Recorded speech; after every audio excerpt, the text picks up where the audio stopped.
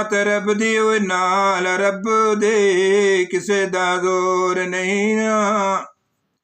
ਇਹ ਜਿਵੇਂ ਚਾਹੁੰਦਾ ਐਵੇਂ ਆਪ ਕਰਦਾ, ਇਹ ਉਸ ਦੇ ਜ਼ੋਰ ਅੱਗੇ ਸਾਡਾ ਸ਼ੋਰ ਨਹੀਂ ਨਾ।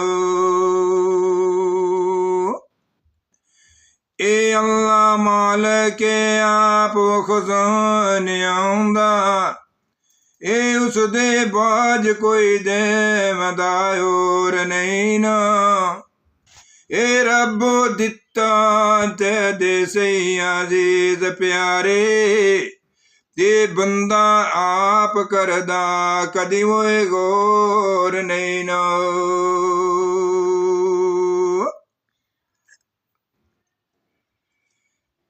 ਇਹ ਅੱਲਾ ਪਾਕ ਦੀ ਯਾਦ ਵਸਾਰਿਆ ਨਾ, ਕਿਉਂ ਜੇ ਰੱਬ ਸਾਨੂੰ ਕਦੀ ਹੋਏ ਵਸਾਰਦਾ ਨਹੀਂ। ਇਹ ਜੀਆ ਜੂਨ ਤਾਈਂ ਰੋਜ਼ੀ ਰੋਜ਼ ਦਿੰਦਾ, ਹੱਕ ਕਿਸੇ ਦਾ ਕਦੀ ਉਹ ਮਾਰਦਾ ਨਹੀਂ।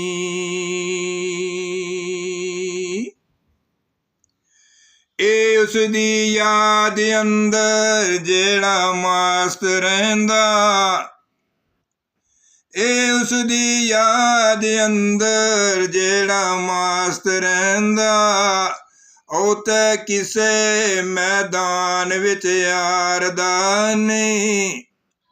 ਇਹ ਬੰਦਾ ਹੁੰਦਾ ਬੇਸਬਰਾ ਅਜ਼ੀਜ਼ ਪਿਆਰੇ, ਇਹ ਬੰਦਾ ਹੁੰਦਾ ਬੇਸਬਰਾ ਅਜ਼ੀਜ਼ ਪਿਆਰੇ, ਇਹ ਸ਼ੁਕਰ ਰੱਬ ਦਾ ਕਦੀ ਹੋਏ ਗੁਜ਼ਾਰਦਾ ਨਹੀਂ।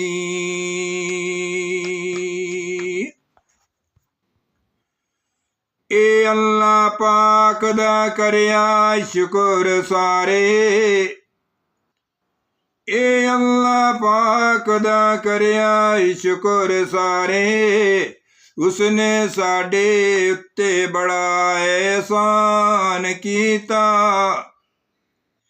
ਇਹ ਜੀਆ ਜੂਨ 18,000 ਵਿੱਚੋਂ ਤੇ ਸੋਹਣੀ ਸੂਰਤ ਵਿੱਚ ਪੈਦਾ ਹੋਏ ਇਨਸਾਨ ਕੀਤਾ। ਇਹ ਜੀਆ ਜੂਨ ਵਿੱਚੋਂ ਫਿਰ ਅਫਜ਼ਲ ਇਨਸਾਨ ਕਰਕੇ ਤੇ ਅੱਲਾ ਪਾਕ ਨੇ ਆਪੇ ਐਲਾਨ ਕੀਤਾ, ਇਹ ਸਿਫਤਾਂ ਰੱਬ ਦੀਆਂ ਨਹੀਂ ਮੁੱਕਦੀਆਂ ਅਜ਼ੀਜ਼ ਪਿਆਰੇ, ਤੇ ਇਹੋ ਫੈਸਲਾ ਪੂਰੇ ਹੋਏ ਜਹਾਨ ਕੀਤਾ।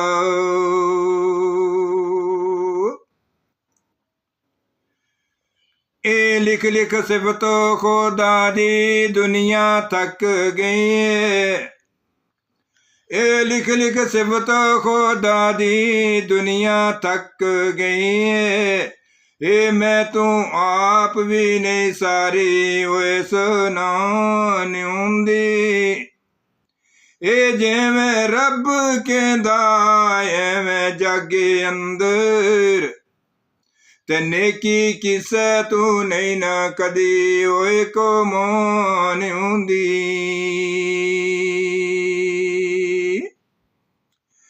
ਇਹ ਸਾਡੀਆਂ ਸੀਨਿਆਂ ਵਿੱਚ ਵਸਦੀ ਏ ਜ਼ਾਤ ਰੱਬ ਦੀ, ਇਹ ਸਾਡੀਆਂ ਸੀਨਿਆਂ ਵਿੱਚ ਵਸਦੀ ਏ ਜ਼ਾਤ ਰੱਬ ਦੀ, ਤੇ ਗੱਲ ਕੋਈ ਨਹੀਂ ਨਾ ਰੱਬ ਤੀ ਛੁਪਾਉਣ ਹੁੰਦੀ।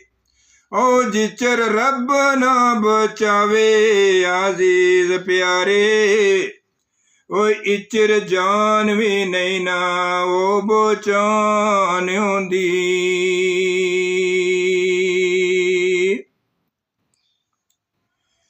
ਇਹ ਰੱਬ ਨਾ ਮਾਰੇ ਤੇ ਕੋਈ ਨਹੀਂ ਨਾ ਉਹ ਮਾਰ ਸਕਦਾ, ਇਹ ਰੱਬ ਨਾ ਮਾਰੇ ਤੇ ਕੋਈ ਨਹੀਂ ਨਾ ਮਾਰ ਸਕਦਾ। ਇਹ ਦੁਨੀਆ ਭਾਵੇਂ ਜ਼ੋਰ ਲਗਾਈ ਰੱਖੇ, ਇਹ ਮਾਰੇ ਰੱਬ ਤੇ ਫਿਰ ਕੋਈ ਨਹੀਂ ਇਹ ਬਚਾ ਸਕਦਾ। ਇਹ ਭਾਵੇਂ ਕਿੰਨਾ ਵੀ ਕੋਈ ਹੋਏ ਛੁਪਾਈ ਰੱਖੇ।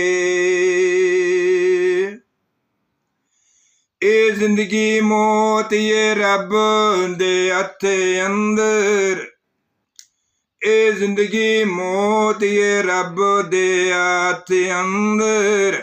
ਇਹ ਬੰਦਾ ਭਾਵੇਂ ਗਲਾ ਦਬਾਈ ਰੱਖੇ। ਇਹ ਬੰਦਾ ਬੰਦੇ ਨੂੰ ਕੀ ਮਾਰ ਸੀ ਅਜ਼ੀਜ਼ ਪਿਆਰੇ। ਇਹ ਬੰਦਾ ਬੰਦੇ ਨੂੰ ਕੀ ਮਾਰ ਸੀ ਅਜ਼ੀਜ਼ ਪਿਆਰੇ। ਉਹ ਜੇਕਰ ਸੋਨਾ ਰੱਬ ਉਹ ਬਚਾਈ ਰੱਖੇ। ਇਹ ਅੱਲਾ ਪਾਕ ਦੀਆਂ ਕੁਦਰਤਾਂ ਦਾ ਓਏ ਬੰਦਾ ਕਦੀ ਨਹੀਂ ਨਾ ਕਰੋਏ ਸ਼ੁਮਾਰ ਸਕਦਾ। ਇਹ ਜਿਸ ਨੂੰ ਚਾਹੁੰਦਾ ਤਖ਼ਤ ਬੋਠਾ ਦੇਂਦਾ ਤੇ ਜਿਸ ਨੂੰ ਚਾਹੁੰਦਾ ਥੱਲੇ ਉਤਾਰ ਸਕਦਾ। ਇਹ ਜੇ ਨਾ ਰੱਬ ਚਾਵੇ ਬੰਦਾ ਜਾਗੇ ਅੰਦਰ। ਇਹ ਜੇ ਨਾ ਰੱਬ ਚਾਵੇ ਬੰਦਾ ਜਾਗੇ ਅੰਦਰ। ਤੇ ਨਹੀਂ ਨਾ ਆਪਣਾ ਆਪ ਸਵਾਰ ਸਕਦਾ। ਇਹ ਬਾਜੂ ਰੱਬ ਦੇ ਹੁਕਮ ਅਜ਼ੀਜ਼ ਪਿਆਰੇ। ਇਹ ਬਾਜੂ ਰੱਬ ਦੇ ਹੁਕਮ ਅਜ਼ੀਜ਼ ਪਿਆਰੇ। ਇਹ ਬੰਦਾ ਬੰਦੇ ਨੂੰ ਕਦੀ ਨਹੀਂ ਮਾਰ ਸਕਦਾ।